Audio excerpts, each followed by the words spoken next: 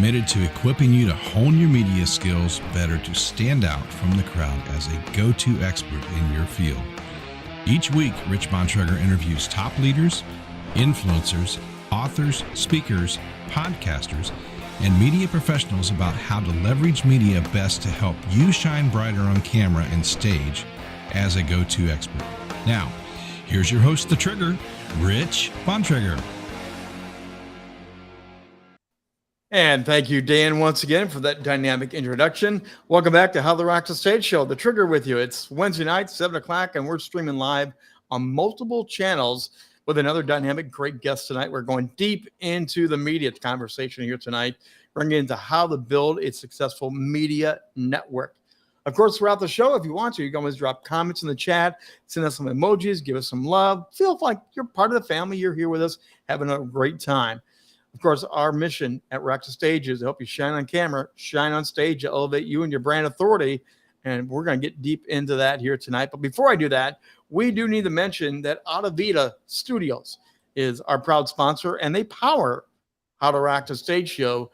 Audavita Studios and their amazing team helps you produce and bring your message to life to the market through audiobooks, through podcast series, and they distribute it throughout the marketplace for you. And for more information, you can learn about Audavita Studios at audavita.com. So we got that out of the way, and now we're ready to get into really amazing media content here tonight. Louis Karim is a multilingual producer behind thousands of hours of programming for networks, production companies, and creative agencies worldwide. And that's not an exaggeration. He draws on the United States and international background to give life stories and voices that build community across the audiences. His creative background gave him a unique design-driven production perspective. Louis has worked on a freelance basis more and more. He's a senior and executive producer and head of production. And yesterday, he was doing a major production, hang out with Jane Fonda.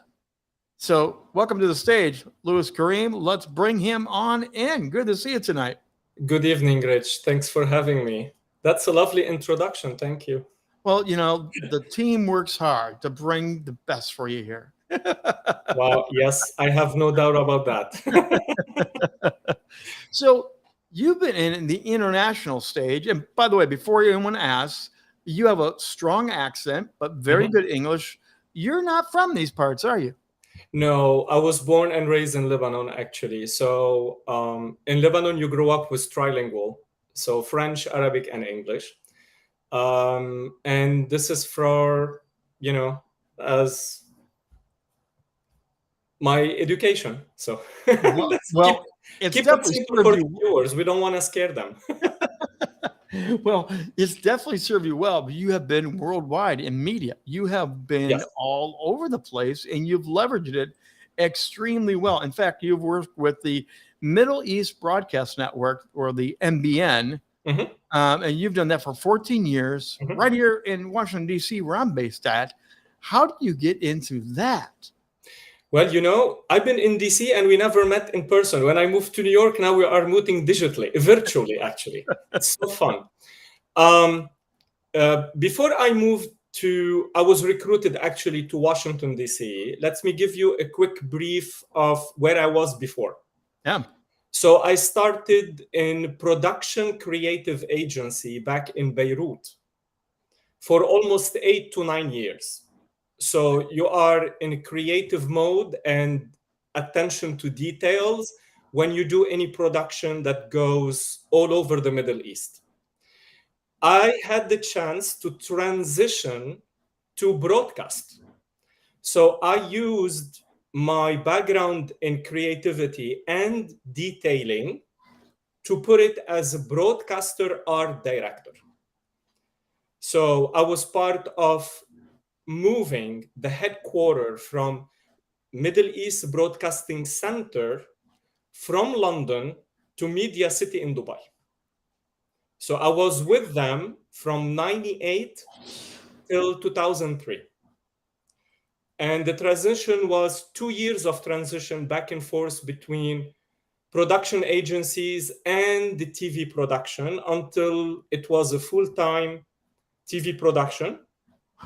And this project of Middle East Broadcasting Network, was in the horizon. They called me to move with them to create the brand, the visual of the brand, to put the branding book, and to put all the formats. So I was here in 2003 and part of a big team, actually. I had multiple hats between the artistic and the content and directing until we launched the channel.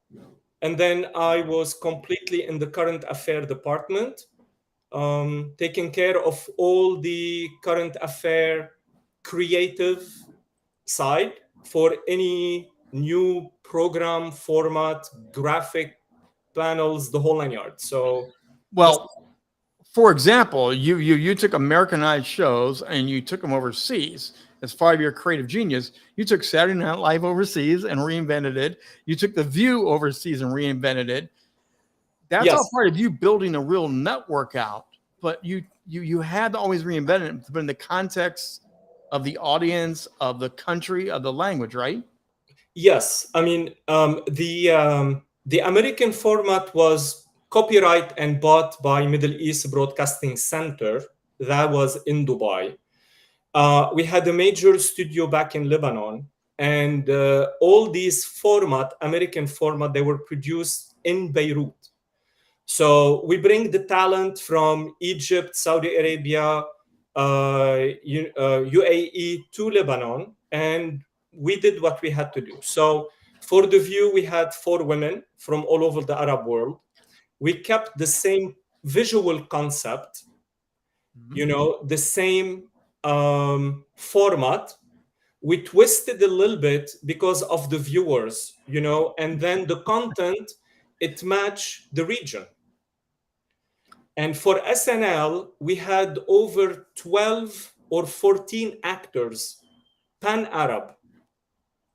So you have 13 sketch, you have outdoor and indoor in a studio with the main lead, same format as SNL. So it was very challenging all the time as broadcast art director, without saying executive, but to keep the things like all the time. So you have so many sketch during the show to follow up on, to create. I was probably the first one who used the 3D printing. So the 3D printing for a background to give a perspective of the location while it's just a banner. So you've learned a lot just by being thrown into it. Like you said, it wasn't on the radar. You got thrown into it. You've done broadcast content. You've done online content. You've done innovative multicast. You did a major hybrid event this weekend. So what have you learned about building a network through all the stuff you've gone through? Whoa. First of all, you have to respect the intelligence of your audience. By creating any content, it's about a good quality content versus quality versus quantity. As simple as that. Because nowadays, you are exposed to all the content thanks to the smartphones. Yeah. A 3 years toddler knows how to use a smartphone and create a content. Yes. So go figure. Well, and now we have what we do at Rock the Stage. We can stream multiple channels. We can do a live show like this, multiple channels.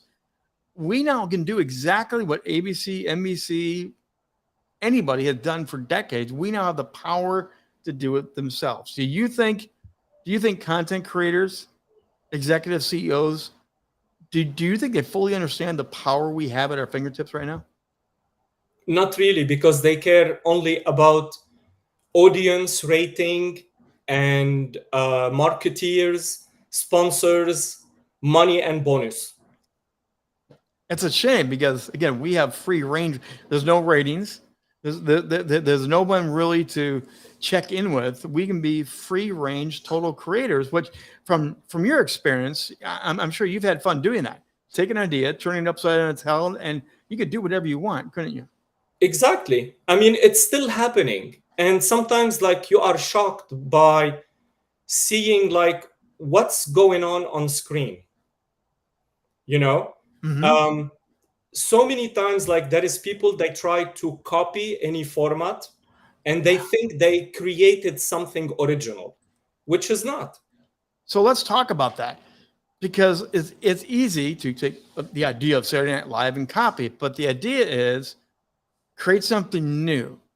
Because right now, especially with the writer's strike, director's strike, we're going to get reruns and reruns and reruns. I already want something new. So how do you help people create new stuff? Oh, wow. First of all, get inspired exactly what's going on around you. You know, we know that we have so many resources nowadays. So the lifestyle, but what kind of lifestyle? This is, I mean, you see, like there is a lot of opening position for lifestyle producer. Yes. What Okay, does that mean? exactly. I mean, lifestyle, it's like infinity of content. What do you exactly want as a lifestyle? Right. You know? Well, What? it's home, it's children, it's baking, It's it's everything. lawn, it's everything.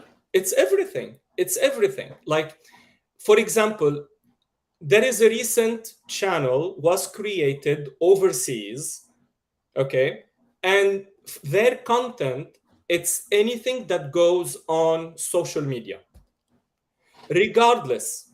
It's not like a TMZ. I love TMZ. They took like some subjects, segments, they put like the twist of funny tweet to them, and Mhm. they present them in a beautiful way that they are not hitting on your intelligence or something. It's an information in a beautiful way given. But to create a channel, okay, that not only goes on satellite, but also on streaming, Yep. and you put all the content that you can find on social and you put it there as a content. You know, there is public figures, sometimes they do stupid things and they put the stupid things on. Right. And you would be like, I was like, are they encouraging those followers to do the same stupid things as their public figure? I hope not. Well, the only thing they put on is that. So Right. definitely it is. So this is what I said in the beginning. It's the quality of the content versus quantity. So they want to fill up their stream, Yep. and they are filling up their stream with whatever. So it's better to actually have a plan. As a producer, you guys plan the show, the run a show, post-production, the promotion. It's better to plan it like you would do with a regular studio, regular team, so you do stand out. Because if you do that, you aren't going to be like everyone else doing what you just described. You will have a more select and savvy show, won't you? Absolutely. I mean, we spoke before about The View, right? Mm-hmm. Okay. So this is a daily show for 1 hour or two. It depends on the countries. Which country is taking the format for 1 hour? Some countries taking the format for 2 hours. You know, on a daily show, 5 days a week. Yes. Okay. How much content you need to broadcast? Zillions. Yes. Okay. So at some point, your audience, it's not the same. Some point, your rating is going down. Yes. In some countries, they need to learn to stop it. Stop the show. Create something different. You cannot just keep it on your grid. For who? You're keeping it on your grid for your advertisers, but at the end, the advertisers, they need audience to make money. If you don't have audience, I think you froze. Maybe we'll see if you come back. advertisers, they are not making money. Yeah, you froze for a second. I was going to jump in because Here with the writer's strike, we're seeing this right now. I'm just going to pick on CBS, but CBS has a 2-hour morning live show they do every morning, like you just described. And they're already, because you don't have celebrities, you don't have new movies, you don't have new TV shows, they're running out of all of the stuff they've already pre-interviewed. And now they're interviewing school teachers. It's a major shift, and they can't do what they used to do. So they have to come up with something new. But will the advertisers stay with it? Because it's not the same show anymore. It's true. But also you can outsourcing for overseas. And this is what they are not doing. You know?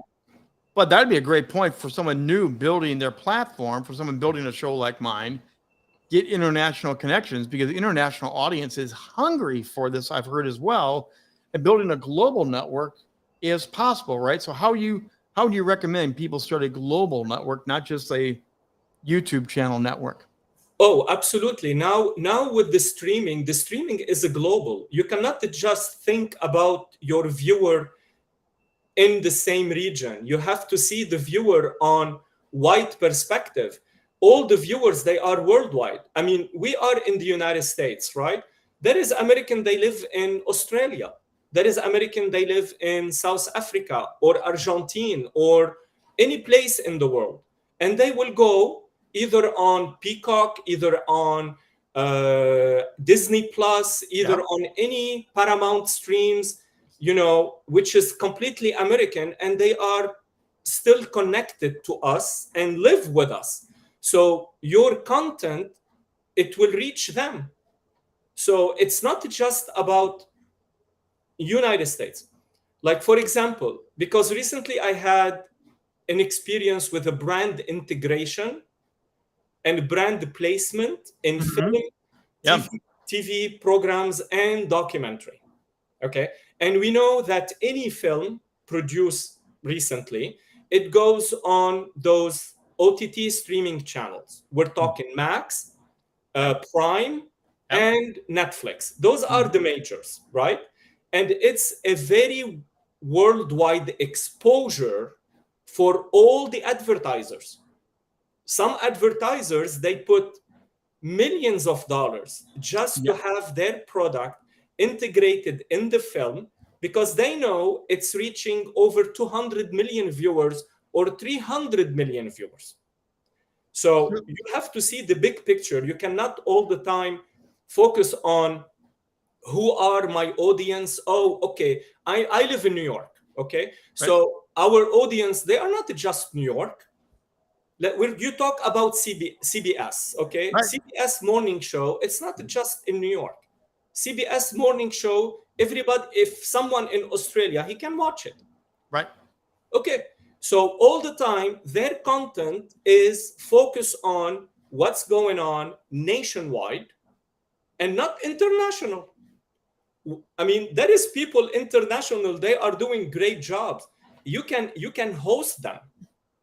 You know, I watch one segment of CBS morning show for them to fill up the gap of airing, because you mentioned we have this strike, right, of SAG-AFTRA strike. It's not only writers, producer, everybody. Okay, so they host 2 guests coming from London. Yes. Okay, to promote their books. And that's what they have to do. Jan's comment is absolutely right. Or Jan, thanks for being along tonight. Everyone else, remember, dropping your comments, dropping your questions. But Jan talking about everything has gone global. And we now have access, global access right here, right now. So let me ask you, because part of building that media empire, part of building that media network is, and I don't think a lot of people talk about this, but you touched on the idea of advertising placement. When there's a Coke can in a camera scene, Coke is paying for that advertisement. That's not an accident out there. When they're driving a Chevrolet car, Chevy is giving the car, and it's a paid advertisement. Absolutely. As new content creators, we can get sponsors that way too. I mean, you can do it with an audio podcast. I've heard of people doing that. Hey, I have a great new Dunkin' Donut. I love my donut today. Yeah. Or with this, like I'm doing, I could have, if I could have Apple sponsor me, Apple could be my proud sponsor, and I could pick up my phone and take a text right here and be part of the show. Yes. Yeah, absolutely. And talking about the internet worldwide content, Yeah. I just saw that Fox News, they traveled to Saudi Arabia, to Neom, to interview in person the Prince Mohammed bin Salman. This is awesome. This is what our media, our local media should do. I mean, Well, this is what we can do now too. yes, Because yeah. content, it's not just between the West and the East Coast. Our content, it should be global. You can resource, I mean, you can search for content worldwide. There is so much stories outside that you can benefit from, and it will open up so many things. Let's talk, for example, about, I'm not doing any advertising here or anything, but we are talking facts. Yeah. Okay. Stanley Tucci, Searching for Italy. How beautiful this program is, and how resourceful is for all the people who loves to travel to Italy, or for all the people who loves Italian food. Oh, yeah. I mean, but it's not just about the food. It's about the experience with the people. It's about the experience with the location. It's a travel log. It's a food show. It's an interview show. He's made it multifaceted for one dynamic show. Exactly. Yeah. And that's what we can do the very same thing with our own streaming content. It's true. And the same channel they tried to copy and do another version. Stand by. It wasn't successful.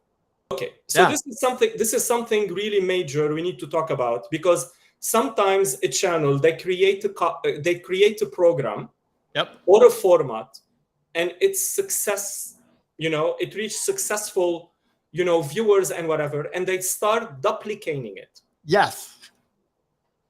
Stop duplicating. It doesn't mean if this idea was successful in A, it's going to be successful in B. You need to work hard on it.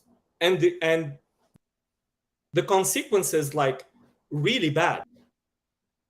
Well, that's why I tell people when I'm working with them is you've got to stand out. Don't copy everybody. You have a different personality, you have a different brand, you have a different style, and your show needs to be unique. So the more creative you are, the more viewers you'll get, the larger your show will grow. Stop copying everybody. Bad. Hello. Yep, you're freezing up a little bit, but okay, no problem. So we were talking, like, the first reality show was created in the US was the Kardashian, right? Yes. Yep. And it stopped. Why? Well, because everyone else was doing the same darn thing after a while, and we don't need more of the same. Not only that, they start losing content. There was no more content to talk about. Right. You can only buy so many purses and so many shoes before you get tired of buying shoes. Yeah, I mean, we're not going to say anything else about other reality shows, because at some point, the executive producer, he realized that so much other reality shows now, they are everywhere. Yes. Everywhere. With good content or bad content. They don't care.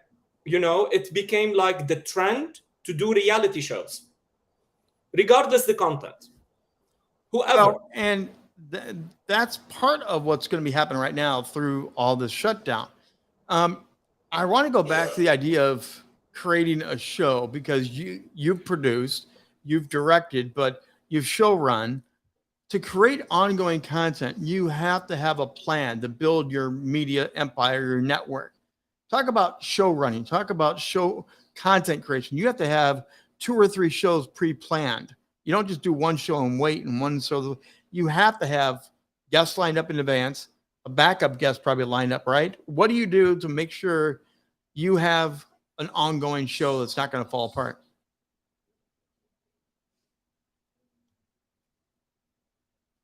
Apologize for all the technical difficulties. He's in New York. It shouldn't be that tough tonight, everybody, but it is. Jan, thank you for this. Dropping in the experience, the dynamics of travel. There you go. Let's see if we have Louis back with us now. Hopefully Louis will come on back. But when you do produce a show, and Louis, when you come on back, just interrupt. There we go. We lost him completely. So we're going to continue to go on here. If you have questions, drop on in. We'll see if Louis can come on back once again here. And Jan, your reality shows are the rage. Well, they are, but we're going to get very sick of them very quickly right now, Jan. So I'm not looking forward to more reality show. They're already promoting them all over the place.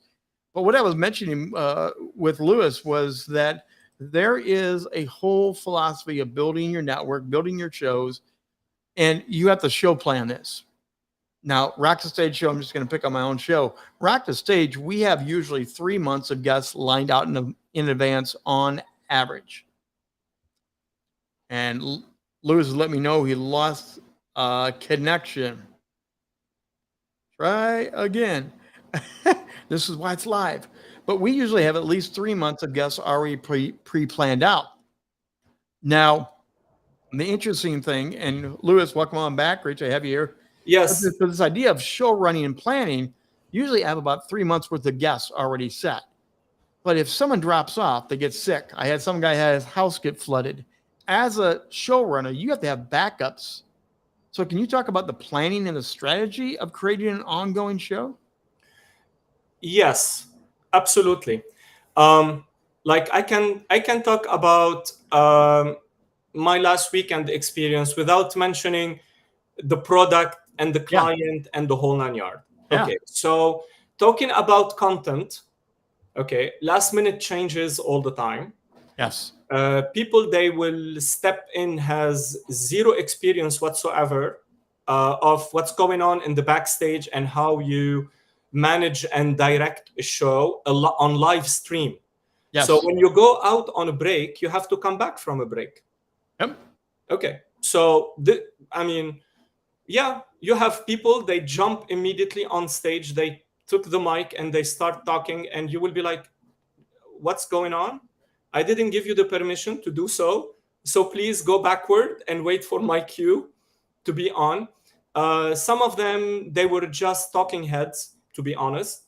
There was no content, nothing to attract my attention.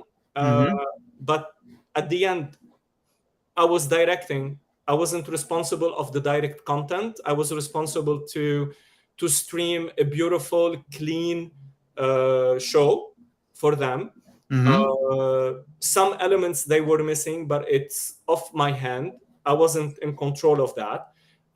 Regardless, everybody was happy at the end because, Well, you do have a run of show backstage again. And when someone violates that and jumps on, changes something, it really does upset the whole flow of the show. Your run of show is the Bible for that show. You need to follow that. Otherwise, who's ever on camera, who's ever on microphone, who's ever doing whatever, everyone gets confused. So when you're leading that as a producer, you're the quarterback. You have to have control of that game, don't you? Not only this, you have to act very quickly in a smart way. Sometimes you have to turn all the setup while you are live without nobody noticing.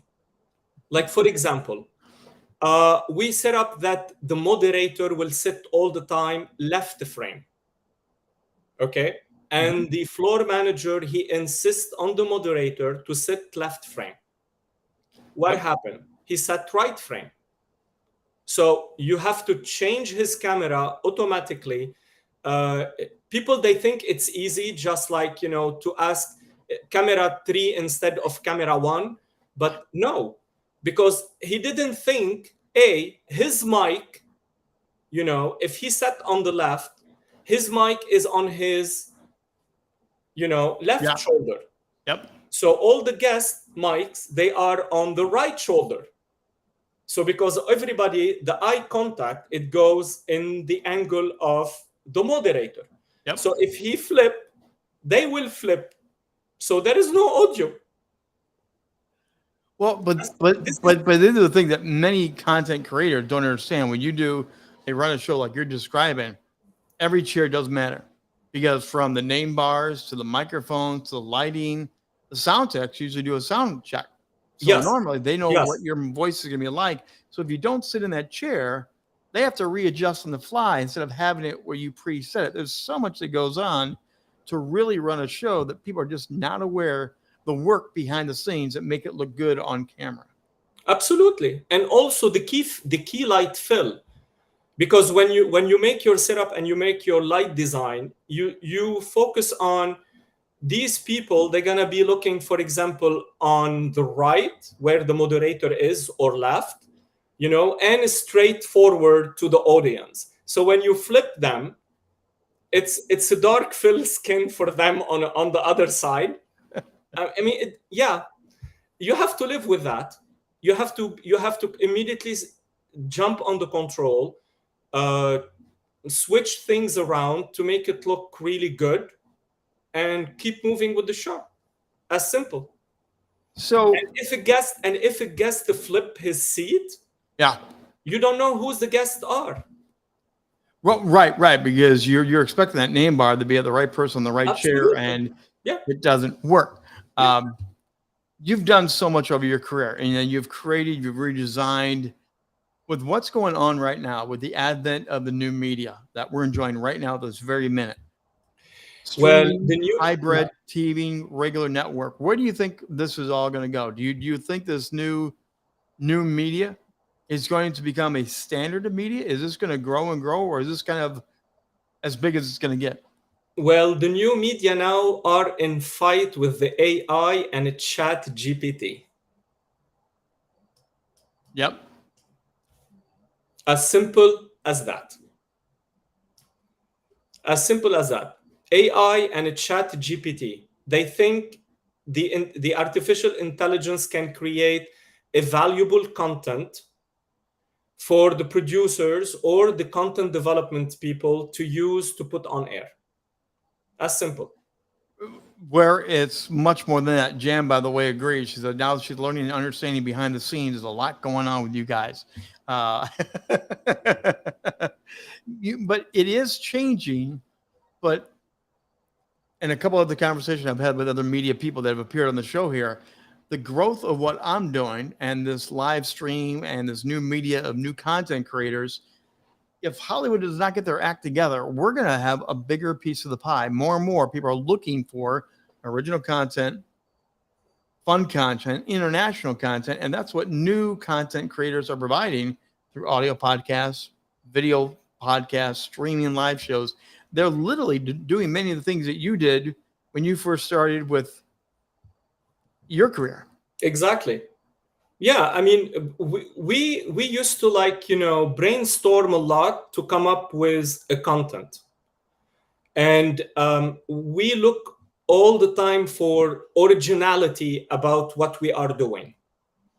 Like when I stepped into storytelling, for 7 years, 7 years doing storytelling, over 125 story.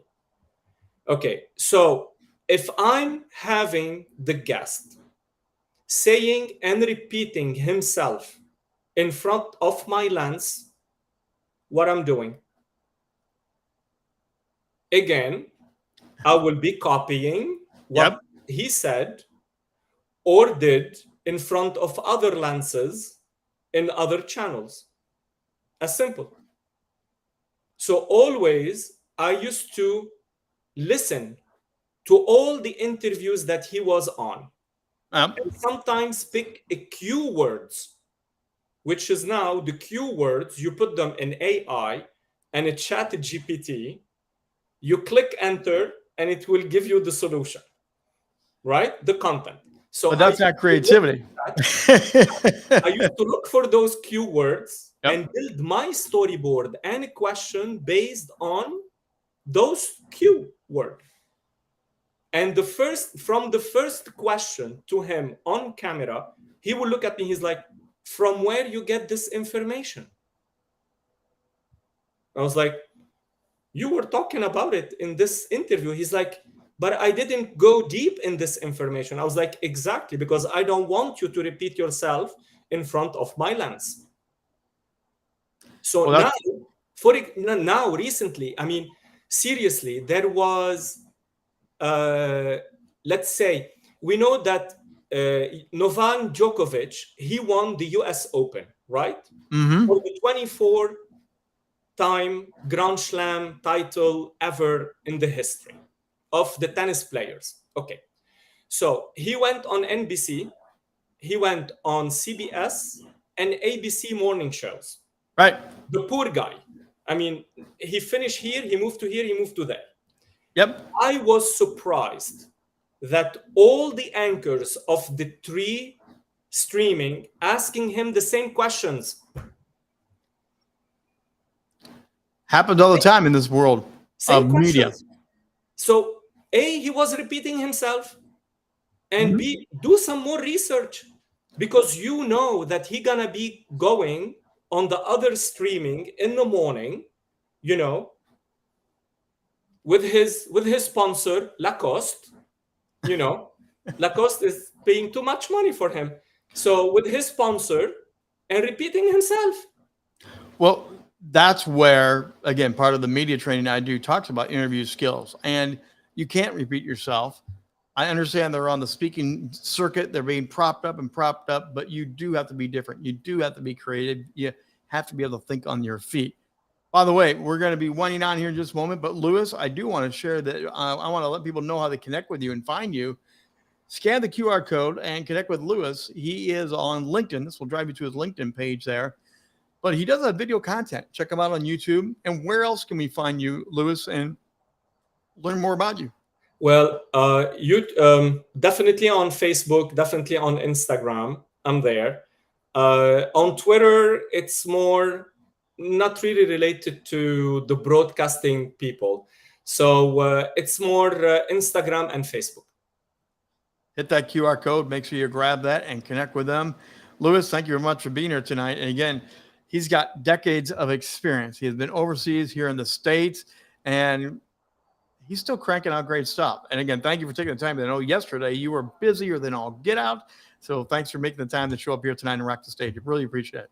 Thank you so much. It's just an open conversation. I know we have so much to talk about. Sorry, our stream froze for a little bit. We cannot control the internet, but anyway, we still, regardless, you know, Elon Musk, he promised us Starlink internet.